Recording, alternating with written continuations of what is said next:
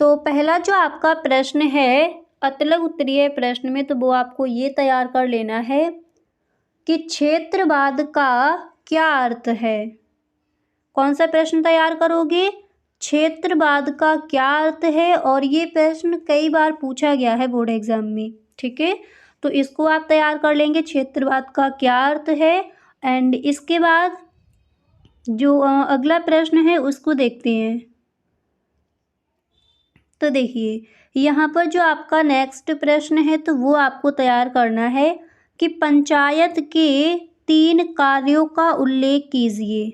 ठीक है, पंचायत के 3 कार्यों का उल्लेख कीजिए। अगला प्रश्न आपको ये तैयार करना है। ठीक है, देखिए सारे ही प्रश्न आपके इम्पोर्टेंट हैं, तो हर प्रश्न को आप लिखते चलिए। तो क्षेत्रवाद का क्या अर्थ है, पहला प्रश्न आपका ये हो गया। एंड सेकंड क्वेश्चन आपका यहाँ पर है पंचायत के 3 कार्यों का उल्लेख कीजिए। इसी तरह से जो आपका नेक्स्ट प्रश्न है तो वो यहाँ पर दिया गया है कि विनिवेश से क्या आशय है। Very very most important question है इस बार के बोर्ड एग्जाम के लिए। तो विनिवेश से क्या आशय है, इसको आप तैयार करेंगे। ठीक है, तो देखिए क्षेत्रवाद का क्या अर्थ है, पंचायत के 3 कार्यों का उल्लेख कीजिए। इसी तरह से विनिवेश से क्या आशय है, इसको तैयार करना है। ठीक है, अब इसी तरह से जो चौथा प्रश्न है आपका, तो वो आपको ये तैयार करना है कि स्पष्ट कीजिए कि जनता का वैज्ञानिक दृष्टिकोण औद्योगिकरण में सहायक होता है। क्वेश्चन क्या है, स्पष्ट कीजिए कि जनता का वैज्ञानिक दृष्टिकोण औद्योगिकरण में सहायक होता है। तो ये जो आपका क्वेश्चन है इसको आप तैयार कर लेंगे। ठीक है, अब इसी तरह से जो आपका नेक्स्ट प्रश्न है उसको देखते हैं।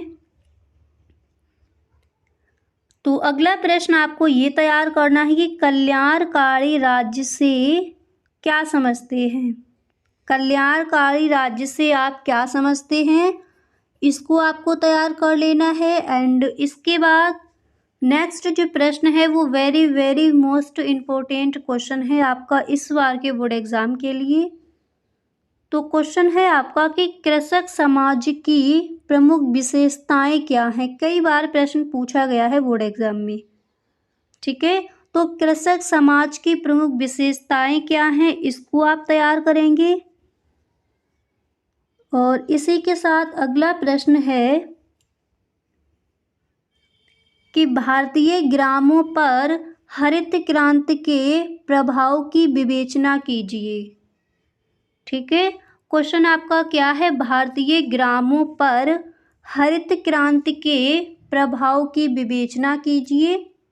ये आप तैयार करोगे। इसी के साथ अगला प्रश्न है आपका कि रैयतवाड़ी व्यवस्था के 2 मुख्य दोष बताइए। कई बार प्रश्न बोर्ड एग्जाम में पूछा गया है। तो रैयतवाड़ी व्यवस्था के 2 मुख्य दोष बताइए, इसको आपको तैयार करना है। इसी के साथ नेक्स्ट आपका क्वेश्चन है कि दबाव समूह या हित समूह से आप क्या समझते हैं। Very very most important question है, इसको आप टिक कर लीजिए। तो दबाव समूह या हित समूह से आप क्या समझते हैं। रैयतवाड़ी व्यवस्था के 2 मुख्य दोष बताइए, इम्पोर्टेंट है। इसी तरह से जो आपका क्वेश्चन है कि कृषक समाज की प्रमुख विशेषताएं क्या है, ये भी आपका इम्पोर्टेंट है। एंड विनिवेश से क्या आशय है, कई बार पूछा गया है। इसी के साथ क्षेत्रवाद का क्या अर्थ है, इसको भी आपको तैयार कर लेना है। ठीक है, तो जो भी आपके very very most important question है उनको तो आप तैयार कर ही लीजिए। ठीक है, इसी के साथ अगला प्रश्न आपका यहाँ पर है कि स्पष्ट कीजिए कि राजनीतिक दल ही सरकार का गठन करते हैं। स्पष्ट कीजिए कि राजनीतिक दल ही सरकार का गठन करते हैं, तो इसको भी आपको तैयार करना है। ठीक है, तो अतलग उत्तरीय प्रश्न में कौन कौन से प्रश्न हैं एक बार दोबारा से देख लीजिए, लिख लीजिए अगर आपने नहीं लिखे हैं। क्षेत्रवाद का क्या अर्थ है, सेकंड था पंचायत के 3 कार्यों का उल्लेख कीजिए। एंड इसके बाद आपका जो थर्ड क्वेश्चन था वो यहाँ पर दिया गया था कि विनिवेश से क्या आशय है। ठीक है, इसी के साथ जो आपका 4 नंबर पर क्वेश्चन था वो यहाँ पर था कि स्पष्ट कीजिए कि जनता का वैज्ञानिक दृष्टिकोण औद्योगिकरण में सहायक होता है। इसको आप तैयार करेंगे।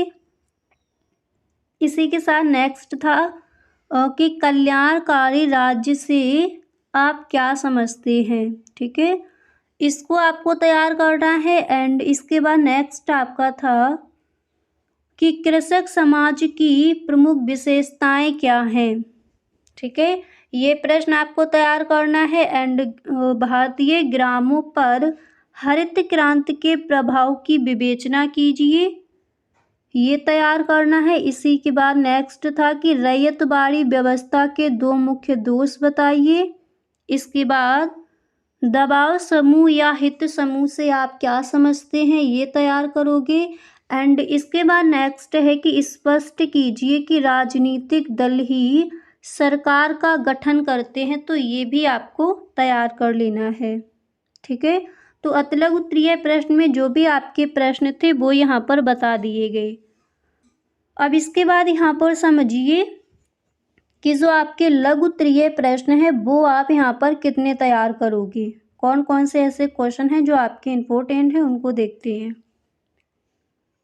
तो पहला प्रश्न है कि हरित क्रांति से क्या तात्पर्य है। कई बार क्वेश्चन आस्क किया गया कि हरित क्रांति क्या है, हरित क्रांति के क्या प्रभाव हैं।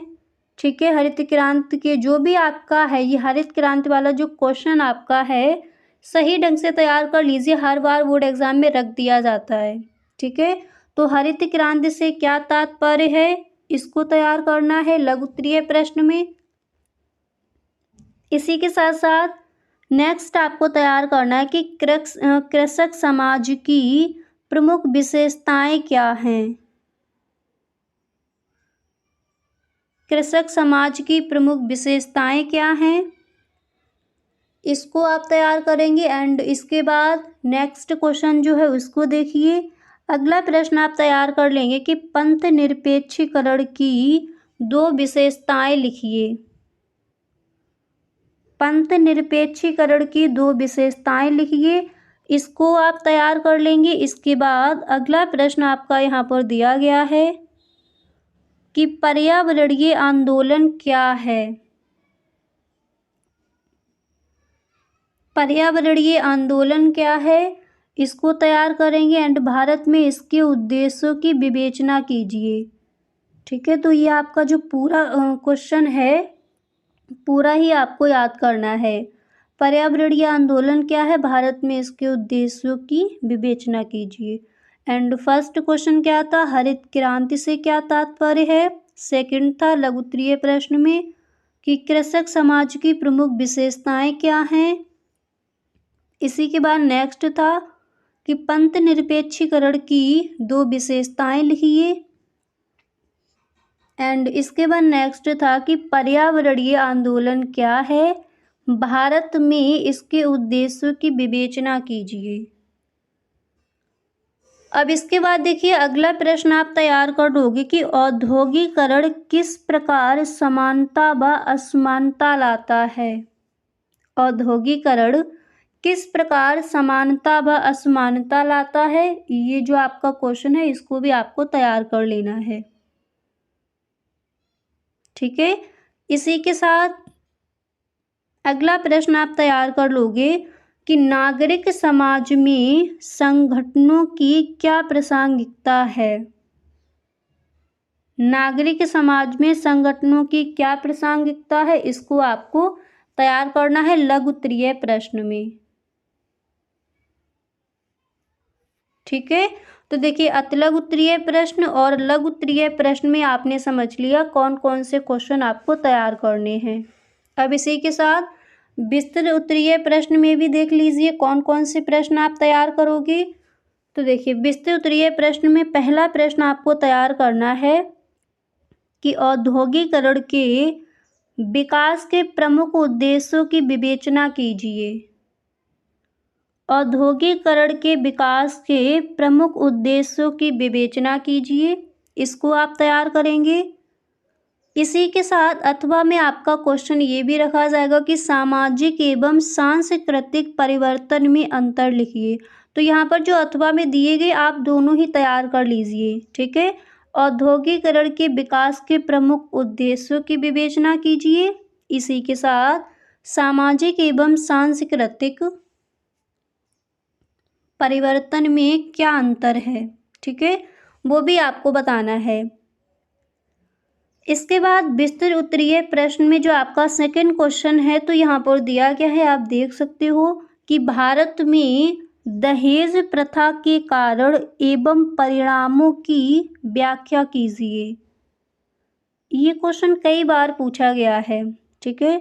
तो भारत में दहेज प्रथा के कारण एवं परिणामों की व्याख्या कीजिए, इसको आप तैयार करेंगे। इसी के साथ भारत में महिला आंदोलन के कारणों की व्याख्या कीजिए।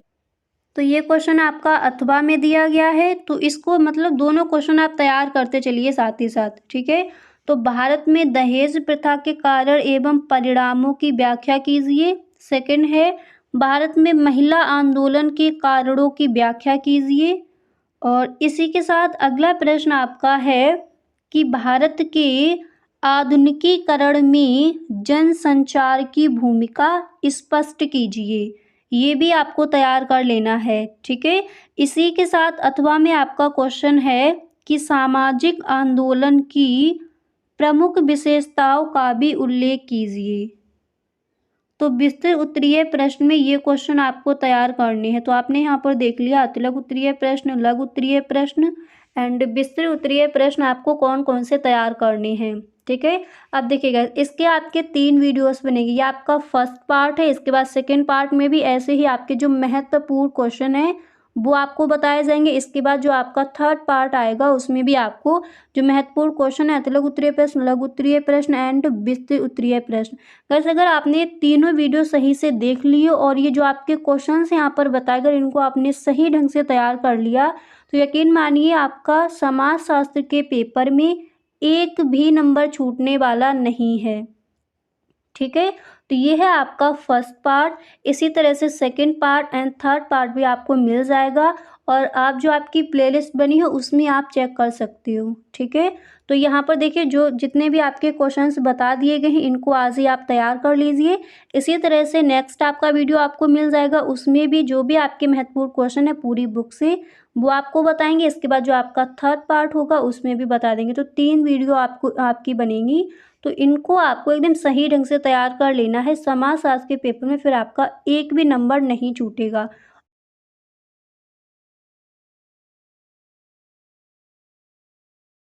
जो आपका फर्स्ट क्वेश्चन है तो वो मैंने यहाँ पर लिया है कि पुरुषार्थ किसे कहते हैं। अतिलघु उत्तरीय प्रश्न में पहला प्रश्न आप ये तैयार करोगे पुरुषार्थ किसे कहते हैं। और देखिए गाइस ये आपका सेकंड पार्ट है। जो आपका फर्स्ट पार्ट है इस वीडियो का वो मैं अपलोड कर चुकी हूँ, उसमें अतिलघु उत्तरीय प्रश्न, लघु उत्तरीय प्रश्न एंड विस्तृत उत्तरीय प्रश्न दिए हैं कौन कौन से आपको तैयार करने हैं। अब ये आपका सेकंड पार्ट है, 3 वीडियो आपकी बनेगी, ठीक है।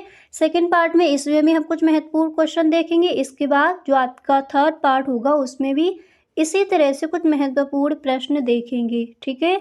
तो अगर आपने ये तीनों वीडियो देख ली और इन सारे प्रश्नों को अगर आपने तैयार कर लिया तो यकीन मानिए एक भी नंबर आपका नहीं छूटेगा। और जो आपके ऑब्जेक्टिव क्वेश्चन होते हैं वो कौन कौन से महत्वपूर्ण है तो देखिए फर्स्ट चैप्टर से लेकर 6th चैप्टर तक मैंने वो बता दिए हैं। अगर आपने देखिए ये कोई भी आपने अगर वीडियोस नहीं देखी हैं तो एक बार आप प्लेलिस्ट चेक कर लीजिए चैनल पर जाकर, ठीक है। प्लेलिस्ट है आपकी सोशियोलॉजी इंपॉर्टेंट क्वेश्चंस क्लास 12 के स्टूडेंट्स के लिए, उसको आप देख सकते हो, वहाँ पर आपको सारे वीडियोस मिल जाएंगे, क्लियर। तो यहाँ पर देखिए अतिलघु उत्तरीय प्रश्न में जो आपका पहला प्रश्न है तो आप कौन सा तैयार करोगे, पुरुषार्थ किसे कहते हैं। और इसका जो आंसर है वो हम देख चुके हैं। जो आपका फर्स्ट चैप्टर है उसमें जो भी आपके महत्वपूर्ण क्वेश्चन उस पर हम डिस्कस कर चुके हैं। अगर आपको वो भी वीडियो देखना है तो आप प्लेलिस्ट चेक कर लीजिए, ठीक है। तो पुरुषार्थ किसे कहते हैं पहला प्रश्न आप ये तैयार करोगे।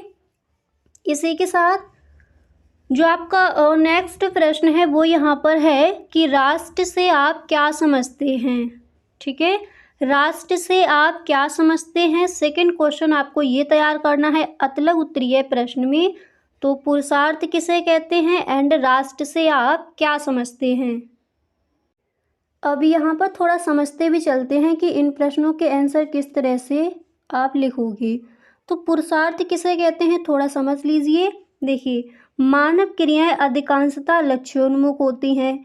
हिंदू सामाजिक संगठन में परंपरा की दृष्टि से मानव जीवन के 4 लक्ष्य बताए गए हैं। धर्म, अर्थ, काम और मोक्ष, इन्हीं को हम पुरुषार्थ कहते हैं। ठीक है, तो इस तरह से इसका आंसर आप लिखोगे। और राष्ट्र से आप क्या समझते हैं, इसका आंसर भी हम देख चुके हैं। ठीक है, अब इसके आगे जो आपका नेक्स्ट क्वेश्चन है उसको देखते हैं। तो देखिए, जो आपका अगला प्रश्न है तो वो यहाँ पर दिया गया है कि वस्तुकरण या परिकरण को समझाइए। कई बार प्रश्न पूछा गया है बोर्ड एग्जाम में। और राष्ट्र से आप क्या समझते हैं या फिर राष्ट्र की परिभाषा दीजिए, राष्ट्र से क्या आशय है, इम्पोर्टेंट है, अच्छे से इसको तैयार कर लेंगे आप। ठीक है, तो पहला प्रश्न था कि पुरुषार्थ किसे कहते हैं, सेकंड क्वेश्चन है राष्ट्र से आप क्या समझते हैं। इसी तरह से आपका थर्ड क्वेश्चन क्या है, वस्तुकरण या परिकरण को समझाइए। क्लियर। इसी तरह से नेक्स्ट आपका प्रश्न यहाँ पर है कि प्रजनन दर से क्या आशय है। देखिए, प्रजनन दर से क्या आशय है, इस पर विस्तृत उत्तरीय प्रश्न में भी जो क्वेश्चन है आपका आस्क किया जाता है।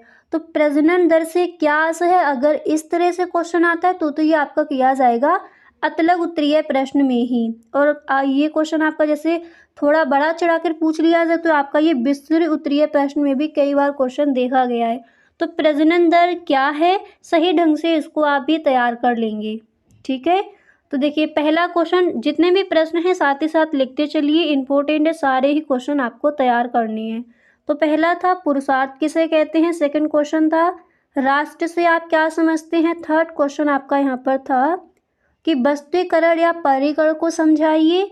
इसी तरह से नेक्स्ट है प्रजनन दर से क्या आशय है। ठीक है, अब इसके बाद जो आपका अगला प्रश्न है उसको देखते हैं। तो देखिए, यहाँ पर नेक्स्ट क्वेश्चन आपका है कि जाति व्यवस्था में होने वाले परिवर्तन के 4 मुख्य कारणों का उल्लेख कीजिए। क्वेश्चन आपका क्या है कि जाति व्यवस्था में होने वाले परिवर्तन के 4 मुख्य कारणों का उल्लेख कीजिए। इसको आप तैयार कर लेंगे अतलग उत्तरीय प्रश्न में।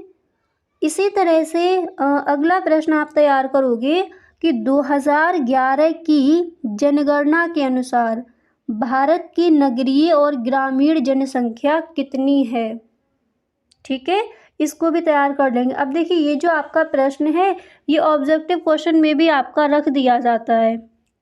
ठीक है, इस तरह से यही क्वेश्चन आपका रख दिया जाएगा कि सन 2011 की जनगणना के अनुसार भारत में नगरीय जनसंख्या का प्रतिशत कितना है, ये आपको बताना है। इस तरह से तो कितना हो जाएगा आपको पता है, 31.80% हो जाएगा आपका। ठीक है, तो क्वेश्चन इसको भी तैयार कर लेंगे कि 2011 की जनगणना के अनुसार भारत की नगरीय और ग्रामीण जनसंख्या कितनी है। ठीक है, इसके बाद अगला क्वेश्चन आपको तैयार करना कि आधुनिकीकरण की 3 विशेषताएं बताइए। अतलग उत्तरीय प्रश्न में आधुनिकीकरण की 3 विशेषताएं बताइए, इसको आप तैयार करेंगे। एंड इसी के साथ जो आपका अगला प्रश्न है तो वो आप तैयार कर लेंगे कि सामाजिक सर्वेक्षण किसे कहते हैं। सामाजिक सर्वेक्षण किसे कहते हैं, इसको आपको तैयार करना है। इसी के साथ अगला प्रश्न आप तैयार कर लोगे कि पैंडेमिक से क्या आशय है। कई बार क्वेश्चन आस्क किया गया है। ठीक है, पैंडेमिक से क्या आशय है, इसको भी तैयार कर लीजिए। एंड इसके बाद नेक्स्ट आप ये तैयार कर लेंगे कि विनिमय से क्या आशय है। ठीक है, तो जो आपका फर्स्ट पार्ट था उसमें भी ये क्वेश्चन बताया गया है, विनिमय से क्या आशय है, यहाँ पर भी रख दिया गया है। तो इम्पोर्टेंट है, सही ढंग से तैयार कर लीजिए। पैडेमिक से क्या आशय है, विनिमय से क्या आशय है, विनिमय क्या है वो आपको बताना है। ठीक है, तो देखिए अतिलघु उत्तरीय प्रश्न में यही क्वेश्चन आपको तैयार करनी है। ओके, अब इसके बाद यहाँ पर हम देखेंगे लघु उत्तरीय प्रश्न और विस्तृत उत्तरीय प्रश्न आप कौन कौन से तैयार करोगे। तो जितने भी क्वेश्चन है यहाँ पर लिख लीजिए, एक बार दोबारा से बता देते हैं। पहला प्रश्न था पुरुषार्थ किसे कहते हैं, सेकंड था राष्ट्र से आप क्या समझते हैं, थर्ड था वस्त्रीकरण परिकरण को समझाइए, एंड इसी तरह से 4 नंबर पर आपका क्वेश्चन था कि प्रजनन दर से क्या आशय है। 5वां प्रश्न था कि जाति व्यवस्था में होने वाले परिवर्तन के 4 मुख्य कारणों का उल्लेख कीजिए।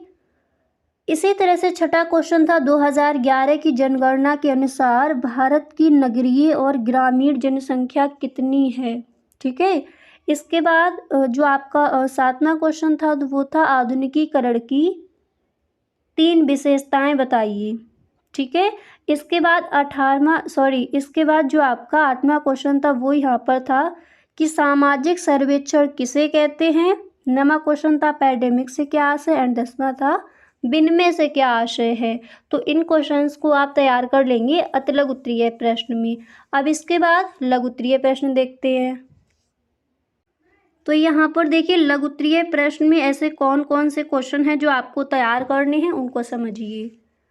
तो देखिए पहला प्रश्न आप तैयार करोगे, अदृश्य हाथ से क्या तात्पर्य है। Very very most important question है आपका, कई बार पूछा गया है। आप मॉडल पेपर देख लेना, एंड जो आपके पेपर है प्रीवियस ईयर उनको देखना, कई बार क्वेश्चन आस्क किया गया है। ठीक है, तो अदृश्य हाथ से क्या तात्पर्य है, इसको आप तैयार करेंगे।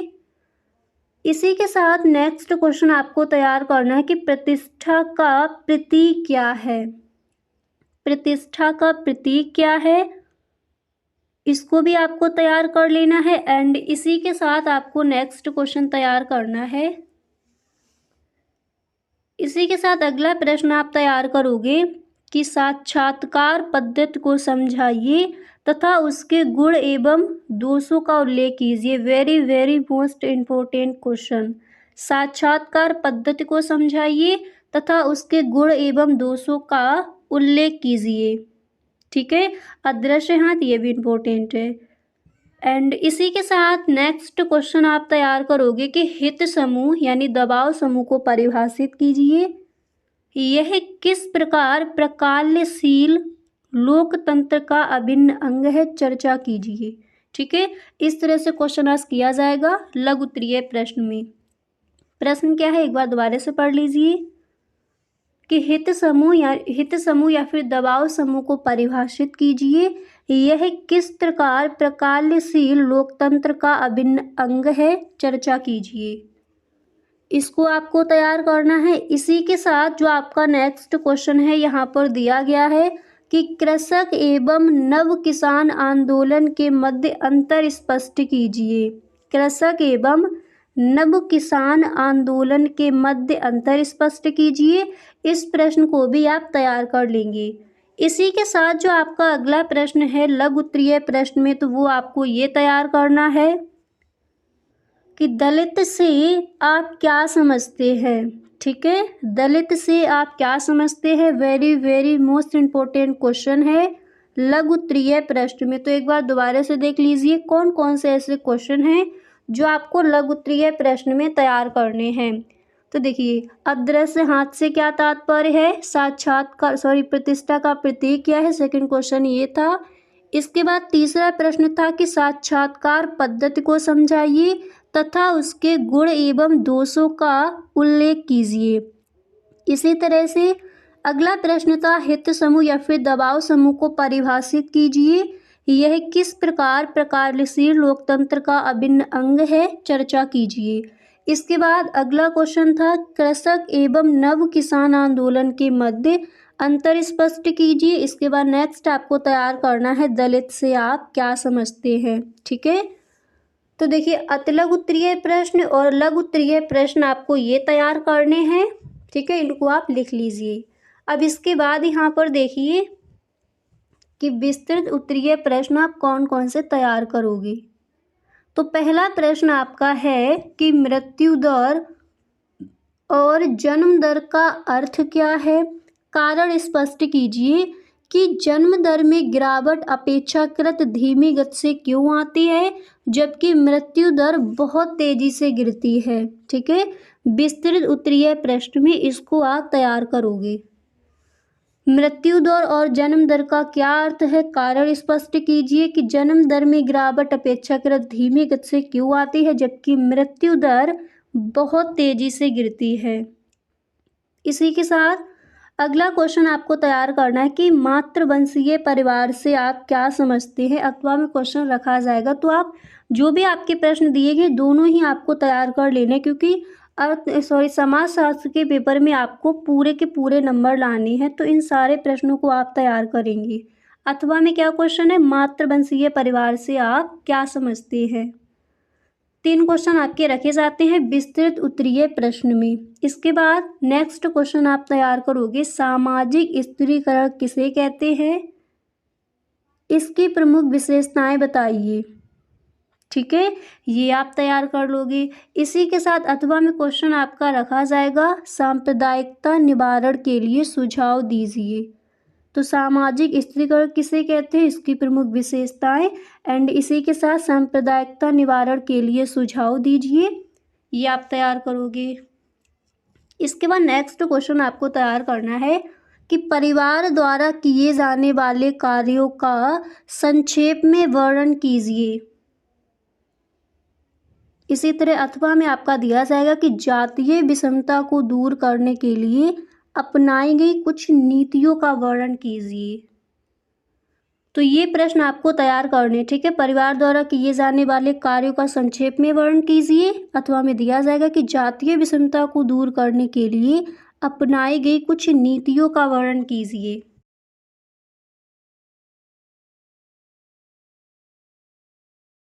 पहला प्रश्न है उसको पढ़ते हैं। तो फर्स्ट क्वेश्चन यहाँ पर दिया गया है कि असमता से क्या आशय है। पहले हम देखेंगे अतलग उत्तरीय प्रश्न। ठीक है, तो पहला प्रश्न यहाँ पर है कि असमता से क्या आशय है। इस प्रश्न को आप तैयार करेंगे। एंड इसी के साथ सेकंड क्वेश्चन भी आपका दिया गया है कि अस्पृश्यता से क्या है या फिर अस्पृश्यता क्या है या फिर अस्पृश्यता की डेफिनेशन दीजिए, परिभाषा दीजिए। अस्पृश्यता से क्या आशय है। इस तरह से आपका जो क्वेश्चन है वो आस्क किए जाएंगे। तो पहला प्रश्न क्या है कि असक्षमता से क्या आशय है। इसी तरह नेक्स्ट क्वेश्चन यहाँ पर क्या है कि अस्पृश्यता क्या है। ठीक है, ये जो आपके क्वेश्चन है इम्पोर्टेंट है। सारे प्रश्नों को आप लिखते चलिए, जितने भी क्वेश्चन यहाँ पर आपको बताए जाए इन सारे प्रश्नों को लिखते चलिए। इसी के साथ अगला प्रश्न आप देख सकते हो। नेक्स्ट क्वेश्चन आपका दिया गया है कि भारत में प्रजातीय विविधता से क्या आशय है। भारत में प्रजातीय विविधता से क्या आशय है, इसको आपको तैयार करना है।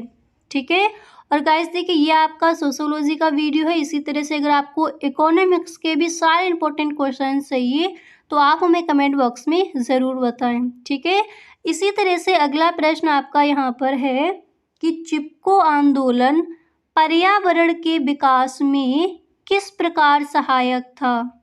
ठीक है, चिपको आंदोलन पर्यावरण के विकास में किस प्रकार सहायक था, इसको आप तैयार करेंगे। ठीक है, अब इसी के साथ जो आपका अगला प्रश्न है उसको देखते हैं। ठीक है, तो पहले हम यहाँ पर देख रहे हैं अतलग उत्तरीय प्रश्न, इसके बाद लघु उत्तरीय प्रश्न एंड विस्तृत उत्तरीय प्रश्न, सारे क्वेश्चन यहाँ पर देखेंगे। ठीक है, तो चिपको आंदोलन पर्यावरण के विकास में किस प्रकार सहायक था, इस प्रश्न को आप तैयार करेंगे। इसी के साथ जो आपका अगला प्रश्न है उसको भी आप देख सकते हो। जो आपका नेक्स्ट क्वेश्चन है तो दिया गया है कि कल्याणकारी राज्य से आप क्या समझते हैं। ठीक है, कल्याणकारी राज्य से आप क्या समझते हैं, इस क्वेश्चन को आप तैयार करेंगे। देखिए पहला प्रश्न यहाँ पर क्या दिया गया था, असमता से क्या आशय है।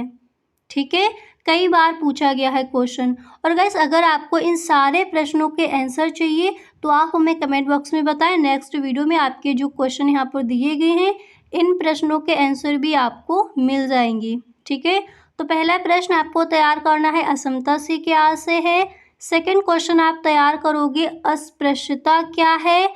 इसके बाद थर्ड क्वेश्चन आपको तैयार करना है भारत में प्रजातीय विविधता से क्या आशय है। इसी के साथ नेक्स्ट आप तैयार करोगे कि चिपको आंदोलन पर्यावरण के विकास में किस प्रकार सहायक है। इसी के साथ अगला प्रश्न आपका यहाँ पर दिया गया है कि कल्याणकारी राज्य से आप क्या समझते हैं। ठीक है, तो गाइस देखिए, ये अगर आपने ये तीनों वीडियोस देख लिए और सही ढंग से अगर आपने इन सारे क्वेश्चंस को तैयार कर लिया तो यकीन मानिए एक भी प्रश्न आपका बोर्ड एग्जाम में छूटने वाला नहीं है। और देखिए जो आपके ऑब्जेक्टिव क्वेश्चन है वो आपको कौन कौन से तैयार करने हैं, तो फर्स्ट चैप्टर से लेकर 6 चैप्टर तक जो भी आपके ऑब्जेक्टिव क्वेश्चन है महत्वपूर्ण, उसका भी वीडियो मैंने बना दिया है, आप एक बार प्लेलिस्ट चेक कर लीजिए। ठीक है, एंड जो आपके आगे के ऑब्जेक्टिव क्वेश्चन रह गए हैं वो हम नेक्स्ट वीडियो में कवर कर लेंगे। ओके, अब इसी के साथ जो आपके आगे जो क्वेश्चंस हैं उनको देखते हैं। तो ये सारे क्वेश्चंस आपने आई होप लिख लिए होंगे। इसके बाद कुछ और भी आपके अतुल उत्तरीय प्रश्न हैं उनको देखते हैं।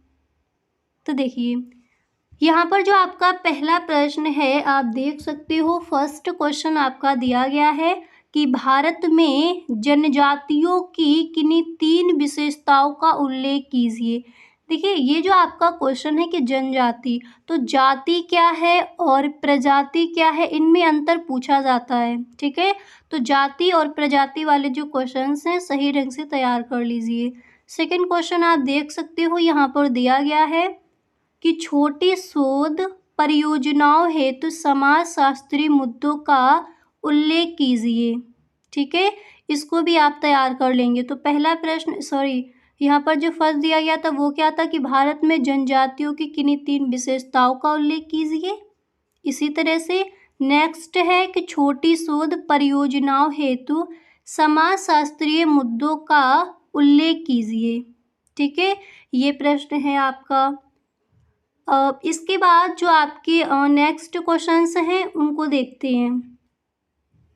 तो आपने समझ लिया कि भारत में जनजातियों की किन्हीं 3 विशेषताओं का उल्लेख कीजिए। तो जाति और प्रजाति में अंतर क्या है उसको भी तैयार कर लीजिए, कई बार वो क्वेश्चन पूछा गया है। ठीक है, इसके बाद अगला प्रश्न आपका जो है यहाँ पर दिया गया है कि भारत में भाषागत विविधता से क्या आशय है।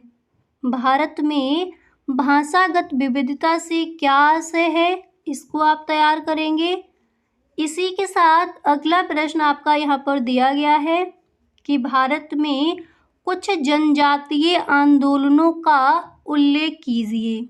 भारत में कुछ जनजातीय आंदोलनों का उल्लेख कीजिए, इसको आप तैयार करेंगे। अभी ये सारे ही प्रश्न आपके अति लघु उत्तरीय प्रश्न हैं।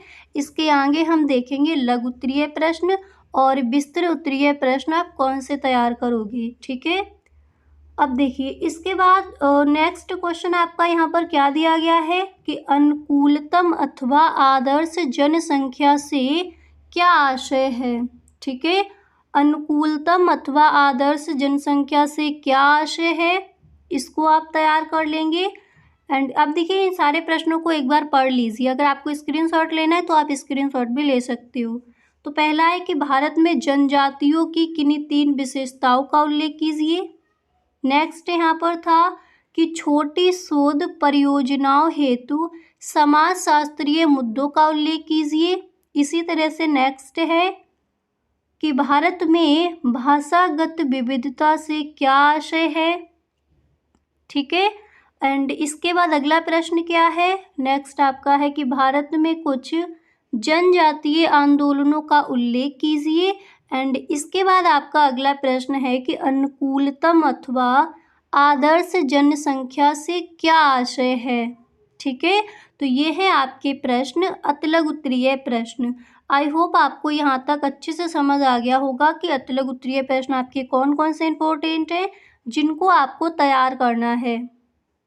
ठीक है, अब इसके बाद यहाँ पर हम देखेंगे कि लघु उत्तरीय प्रश्न एंड विस्तृत उत्तरीय प्रश्न आपको कौन कौन से तैयार करने हैं।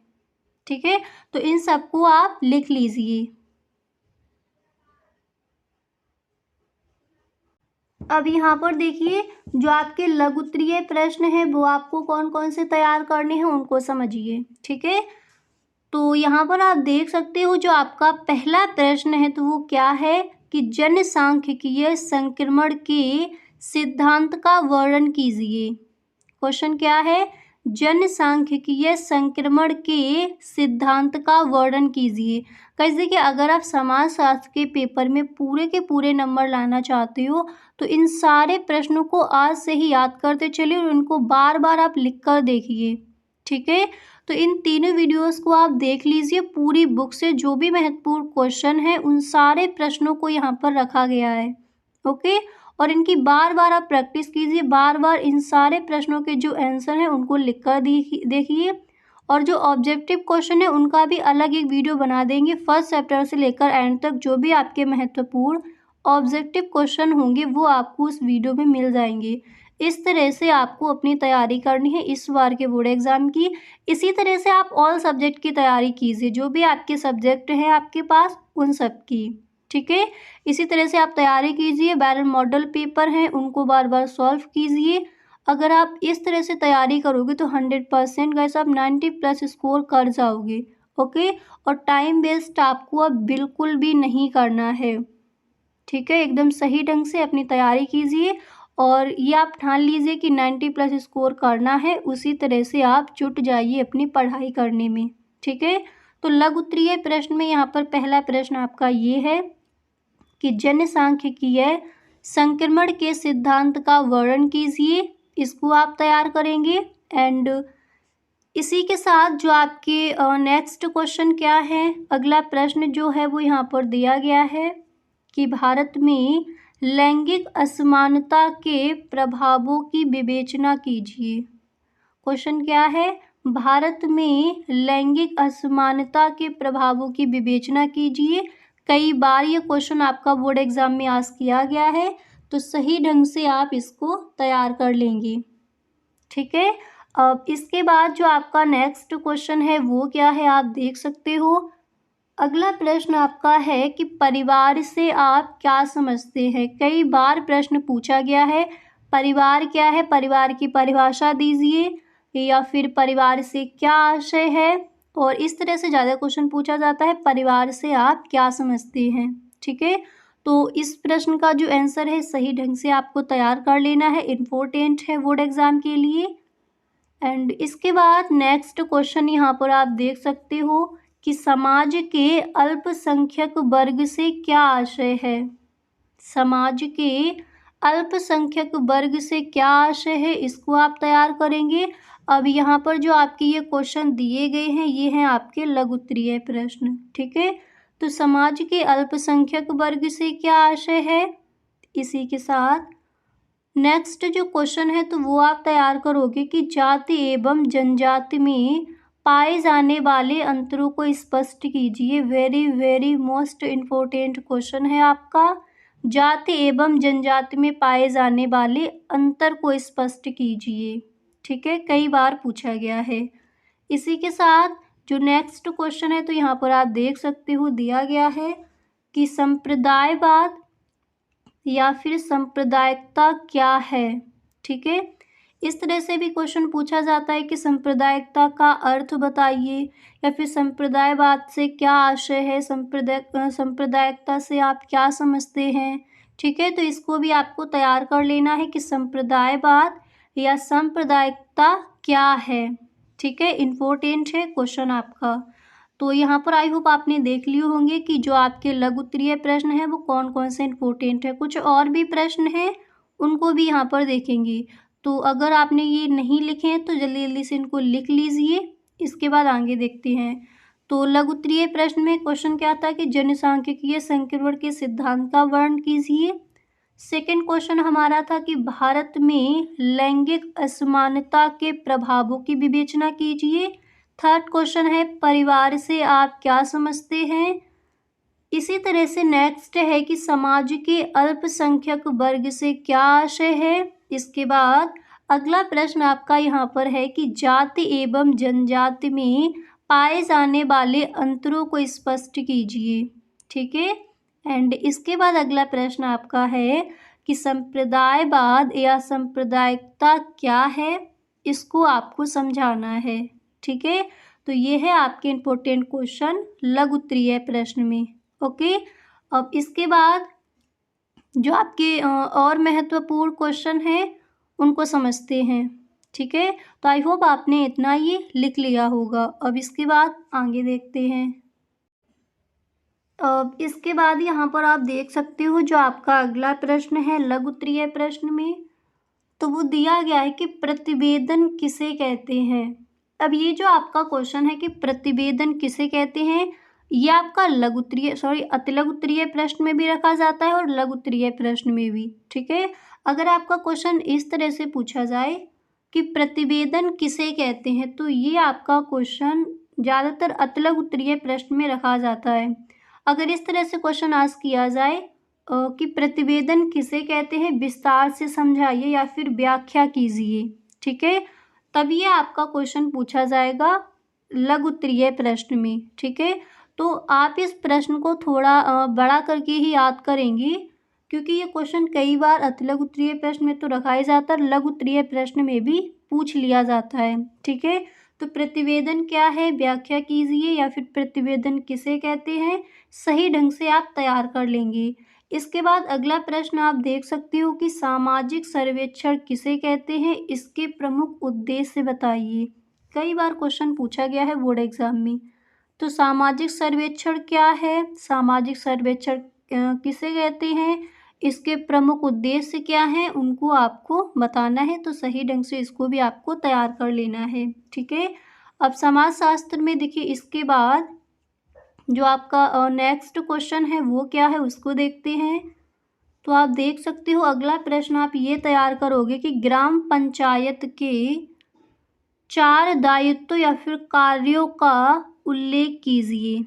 ठीक है, ग्राम पंचायत के 4 दायित्व या फिर कार्यों का उल्लेख कीजिए। इसको आपको तैयार कर लेना है। एंड इसी के साथ जो आपका अगला प्रश्न है, जो नेक्स्ट क्वेश्चन है वो कौन सा है उसको देखते हैं। तो यहाँ पर देखिए नेक्स्ट क्वेश्चन आप ये तैयार करोगे कि कृषि के सामाजिक ढांचे की विवेचना कीजिए। कृषि के सामाजिक ढांचे की विवेचना कीजिए, ये जो क्वेश्चन है इसको आपको तैयार करना है। तो यहाँ पर आपको समझ आ गया होगा कि लघु उत्तरीय प्रश्न में कौन कौन से प्रश्न आपको तैयार करने हैं इस बार के बोर्ड एग्जाम के लिए। ठीक है, अब देखिए यहाँ पर इन सारे प्रश्नों को दोबारा से देख लेते हैं।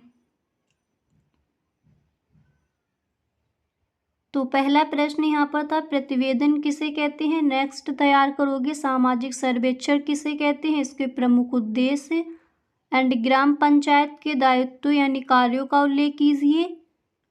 एंड इसके बाद अगला प्रश्न यहाँ पर आपका दिया गया है कि कृषि के सामाजिक ढांचे की विवेचना कीजिए। तो इन प्रश्नों को आपको तैयार करना है लघु उत्तरीय प्रश्न में।